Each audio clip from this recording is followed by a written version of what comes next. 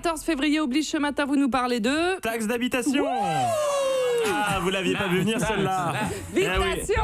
La taxe d'habitation. Non, parce que ça va, la guimauve, les strings en bonbons et les fleurs, ça va 2 minutes, hein, mes enfants.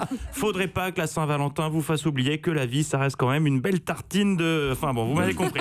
Promettez-nous que demain, vous faites le syndic de copropriété. Avec plaisir, je m'y engage. Retour à la réalité donc avec la taxe d'habitation direction la ville rose Toulouse et l'histoire de Natacha et Joël racontée dans les colonnes de la Dépêche. Il y a quelques semaines, ce couple toulousain a reçu un courrier du cœur de la part du Centre des finances publiques de la ville qui les informait du montant de leur taxe d'habitation 2018 et en découvrant le montant, ils ont frôlé le malaise vagal. Elle s'est élevée à combien? À vous de deviner, Daphné, ça faisait longtemps. On joue tout de suite. Ah, c'est plus, c'est moins. Alors, 2 millions d'euros.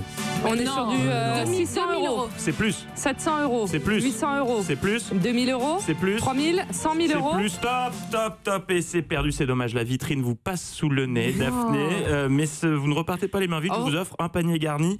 Le montant de la taxe d'habitation s'élevait à, tenez-vous bien, 31 632 €. Possible. Ils habitent dans le palais de Monaco, peut-être. Ah non, ils habitent dans le sud de la France. Et cette taxe représente 1 an de salaire d'un des membres du couple. Vous savez, ils n'avaient pas une maison immense ou une ville avec une taxe énorme. Le paiement échelonné prévoyait un prélèvement mensuel de 3 500 €. L'enfer, est-ce que tu veux? Alors oui, vous l'imaginez, il s'agit bien évidemment d'une erreur du Centre des finances. Ils ont reconnu leur boulette et bonne nouvelle, ils l'ont corrigée en revoyant la taxe d'habitation à la baisse. Elle a été réduite à 968 €. Mais comment c'est possible une erreur si grosse? Eh bien alors pour le Centre des finances, ce sont Natacha et Joël les fautifs. Ils se seraient plantés en voulant bénéficier d'une réduction de la taxe, ce qui est possible en allant sur le site du Trésor public et en entrant sur le site son revenu fiscal de référence dans la case montant de votre taxe d'habitation. Mais de son côté, le couple reste persuadé qu'il s'agit d'un bug du système. Mais la bonne nouvelle dans tout ça, car il y en a une, c'est qu'en plus de la correction de la boulette, Natacha et Joël ont finalement obtenu une réduction de la taxe. Tout est bien qui finit bien, c'est merveilleux. De plus, il déménage à jamais. Une info bonus pour finir, Bertrand. Oui, on part dans le Jura avec ce curieux phénomène qui agite le village de Poligny. Il y a 2 jours, à leur réveil, les Polignois les ont découverts avec stupéfaction, suspendus au-dessus de leur tête, accrochés en travers de la rue principale et entre 2 arbres de la place du marché. L'affaire fait la une des journaux locaux et à Poligny, la question est sur toutes les lèvres. Qui a suspendu des slips dans le village?